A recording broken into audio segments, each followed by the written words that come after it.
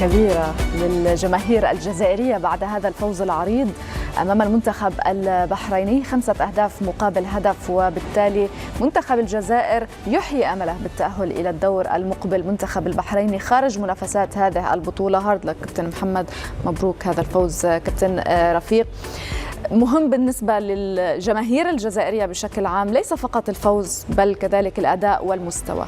ظهر بوجه مخاير اليوم المنتخب الجزائري. أكيد، يعني أول شيء هارد لك للبحرين، مبروك لمنتخبنا. الكل كنا ننتظر في صورة الجزائر بالأداء والنتيجة. الكل قبل بداية هذه البطولة كنا ننتظر صحيح صاحب اللقب، على الأقل ندافع على لقبنا. وأظن أن التغييرات اللي قام بها مجيد بوقرة أعطت يعني إضافة، أعطت أيضا فعالية، أعطت الوجه اللي كنا ننتظر فيه. يعني صحيح البداية لم تكن سهلة خاصة في 20 دقيقة الأولى، الضغط العالي من لاعبين البحرين. والشوط الثاني تحسن حتى من نفس اللاعبين وعزيمتهم الوتيرة، والهدف الثالث في نهاية الشوط الثاني يعني غير عدة أشياء. يعني تخرج بنتيجة 3-1 في الشوط الأول، الشوط الثاني نفس، حتى ولو كانت فيه بعض التغييرات ولكن نفس الأداء، نفس العزيمة، نفس الانضباط التكتيكي، تعديل المشكل اللي كان في وسط الميدان خاصة في بداية المباراة.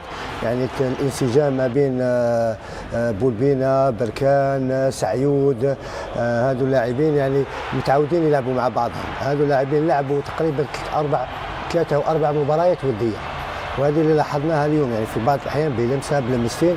وهذه هي كرة القدم الجزائرية، يعني اللعب القصير، اللعب السريع، ونمتلك السرعة يعني في الثلث الهجومي.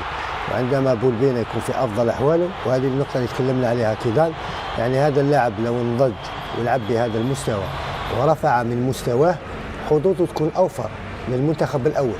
يعني الكل صحيح يتكلم عليه موهبة، مشروع، لاعب كبير في المستقبل، ولكن على هذا اللاعب أن يطور نفسه من الجانب الذهني والأداء. قبل أن توجه لمحمد جمعة رفيق، سؤال سريع بنعم أو لا، لو أنت مكان بيتكوفيتش ورأيت بولبينا ورأيت أيضا بركان بهذا الأداء، هل تستدعيهم أم لا؟ نعم أم لا؟ نعم، بولبينا نعم، بركان في المستقبل ممكن يكون قلت لك أداء اللاعب في المستقبل هو اللي راح يعني يفرض على المدرب استدعائه. بولبينا هينبسط. هلا طبعا نروح محمد جمعة. يعني اول ما اتى الهدف الاول للمنتخب البحريني بصراحه شعرنا بان البحرين قادر، حتى كان رفيقها كان يحسب حساباته، ولكن بعد ذلك ما الذي حدث؟ المجهود اللي بذلوه اللاعبين البحرينيين خاصه يمكن في 25 دقيقه كان له مردود سلبي، خاصه في نهايه الشوط الاول مع بدايه الشوط الثاني. بين الشوطين قلت لك ان شاء الله ما يدخل علينا هدف في اول 10 دقائق، وهاي اللي حصل. اول ما دخل الهدف لان معدل اعمار اللاعبين شوي كبير، المجهود اللي بذلوه في الشوط الاول كبير، فصعب يبذلون لك نفس المجهود مع بدايه الشوط الثاني. كان المفروض يكون في تغييرات مع بدايه الشوط الثاني عشان تحافظ على الرتم. التغييرات حدثت عقب ما جاء الهدف الرابع. الفريق انهار، كان يبي يحافظ على النتيجه عشان ما يخسر بشكل يعني اسوء من ما طلع عليه. احنا كنا متوقعين مثلا النتيجه او وصولنا للدور الثاني كان صعب، لكن كنا متفائلين بتصريحات، صراحه تصريحات المدرب، لانه هو على راس المسؤوليه بالنسبه للفريق وهو الاقرب. فاتضح ان يمكن احنا كان عندنا حق في عدم تفاؤلنا بالدرجه الكبيره مع بدايه الدوره.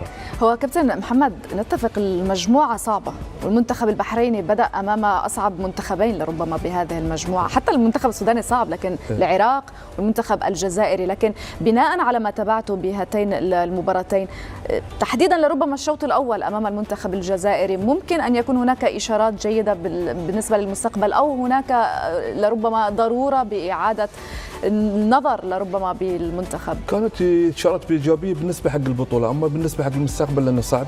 معدل اعمار اللاعبين كبير، اعتقد يمكن تكون على الاقل 5 ل 6 لاعبين تكون لهم اخر مشاركه. هذه المشاركه لما عاوز تبني في المستقبل لازم يكون هناك فريق جديد تبني عليه امال جديده، طموحات جديده تساعدك في الوصول الى ادوار اخرى. اعتقد في بعض اللاعبين كفوا ووفوا لهذه المرحله القادمه تتطلب لاعبين جدد، خطط جديده، ممكن تكون مدرب جديد. فعلا نذهب الان الى هناك مع وفاء سوقار، والذي سيسعيد لاعب المنتخب البحريني. ماذا قال؟ نعم، حياكم الله مجددا بعد نهاية لقاء الجزائر والبحرين إلى جانب قائد المنتخب البحريني السيد ضياء. يعني حظ أوفر بداية. أعرف جيدا وأن النتيجة كبيرة والخروج مبكر، لكن إلى ماذا ممكن وأن نعزي هذا الخروج؟ نقول هاردك حق الجماهير بس اللي حضرت. بدينا المباراة على أحسن ما يمكن، سجلنا هدف، طلع هدف تسلل. رجعوا سجلوا علينا، رجعنا في المباراة كنا ند قوي للفريق الجزائري، لكن في النهاية كرة القدم جزئيات بسيطة. تفوقوا علينا في جزئيات بسيطة، ممكن عدم تركيز أو تغطية أو هاي، يعني مباريات بهالحجم في ليفل عالي تغفل شوية يجيك هدف على طول. فالمباراة ما يعني كنا ند، بس هاي الجزئيات البسيطة هاي اللي فرقت معنا يعني تعرف لاعبين على مستوى عالي فطبيعي يعني. فنقول هاردك حق جماهيرنا بس وحظ أوفر. شكرا جزيلا، وهذه عودة إليكم من جديد. شكرا جزيلا لك وفاء سقار. سمعنا اللي بعد ردود الفعل بعد هذه المباراة، فوز المنتخب الجزائري الآن 4 نقاط بالنسبة للمنتخب الجزائري، والحسم سيكون بالمباراة المقبلة بالنسبة للجزائر. لقاء سيكون أمام المنتخب العراقي لربما أقوى منتخبات هذه المجموعة، 3 نقاط، وسيكون بانتظار ما ستحمله المباراة المقبلة بالنسبة للعراق. أكيد هي كل المباريات صعبة، وكل مباراة عندها عواملها وخصوصياتها. اليوم راح يرتاحوا، راح يكون فيها ريكفري بالنسبة للاعبين. عنده يعني حتى بعض اللاعبين اللي أراحهم، وشفنا يعني تغييرات في الدقائق الأخيرة. الشيء اللي فرح عودة إبراهيمي، يعني عودة للاعبين. سعيود لعب تقريبا ساعة، يعني رجوعه من إصابة لعب ساعة. كل هذول اللاعبين اللي كانوا ناقصين عادوا من إصابة، راح نحتاجهم في المباراة القادمة. ممكن المباراة القادمة يكون فيه ضغط 3-4 لاعبين جدد اللي ما لعبوش ممكن في هذه المباراة وكانوا لعبوا في المباراة الأولى، ولكن الحضور دائما كل مباراة ونعطوا لها حقها. وأظن أنه واحد من نجوم المباراة التي تكلمت عنها عادل بالبينا، الذي قلت بأنه سوف أستدعيه. سجل 8 أهداف، صنع 5 في 17 مباراة مع نادي دحيل القطري، وهاتريك أمام الاتحاد السعودي، وهدفين اليوم. ماذا قال أمام وفا بعد هذه المواجهة؟ نعم، حياكم الله مجددا. ومن المعسكر الأحمر إلى المعسكر الأخضر، المنتخب الجزائري الذي عاد عودة قوية في هذه المباراة بعد النتيجة الأولى. عادل بولبينا واحد من نجوم هذه المباراة ونجوم هذه البطولة حتى الآن. الجزائر اليوم قدمت نسخة قوية وشخصية كبيرة جدا. بعد بسم الله الرحمن الرحيم، والله احنا من فريق يعني اولا يعني مبروك لنا، هارد لك المنتخب البحريني، ان شاء الله يعودوا في الجاي. يعني والله معروفين انه هذه هي المستويات بتاعنا. منتخب الجزائر منتخب كبير، يعني المباراة الاولى كانت أول مباراة، كانت يعني ما دخلناش يعني بالسهولة اللي يعني كانت مباراة قوية. إن شاء الله عودنا ولينا المباراة اليوم، عودنا والقادم أفضل إن شاء الله. الجماهير الجزائرية اليوم تتحدث باسم بولبينا، لديك دعم كبير من الجماهير. والله الحمد لله الحمد لله، يعني هذا يزيدني قوة ويزيدني تحفيز عشان نزيد نقدم الأفضل للمنتخب. وإن شاء الله المباريات القادمة إن شاء الله نستناهم يدعمونا بقوة ونكونوا أكثر قوة إن شاء الله. شكرا جزيلا، مبروكين، وهذه عودة إليكم من جديد.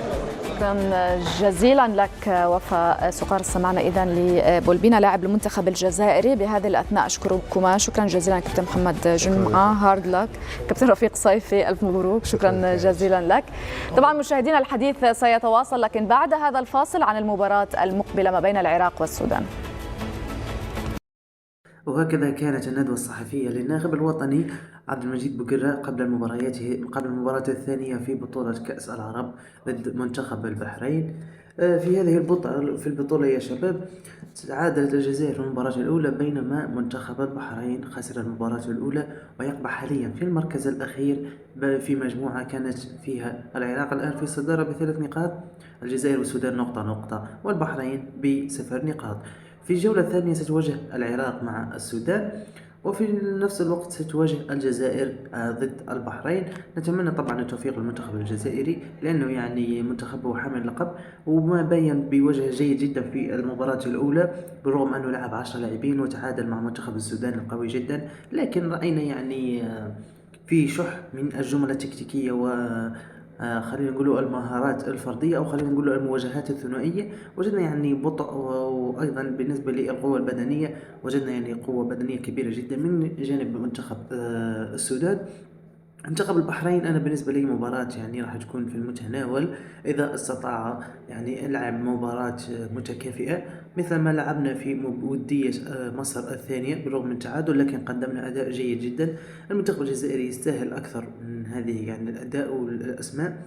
مش عارف يعني هل بوقرة حاليا يعني في الندوة الصحفية لم يطلعنا طبعا عن اسماء اللاعبين اللي راح يشاركوا وهكذا، لكن تمنينا وجود كثير من اللاعبين. مثلا اعطيكم على سبيل المثال نسيم الغول لو كان موجود يعني في القائمة كان انه راح يقدم اضافة. في المقابل يوجد بعض اللاعبين مثل سليماني طبعا على الخصوص انه لم يعد من اللاعبين الذين يقدمون كيف في تشكيلة يمكن على مقاعد البدلاء يمكن يقدم كاسم.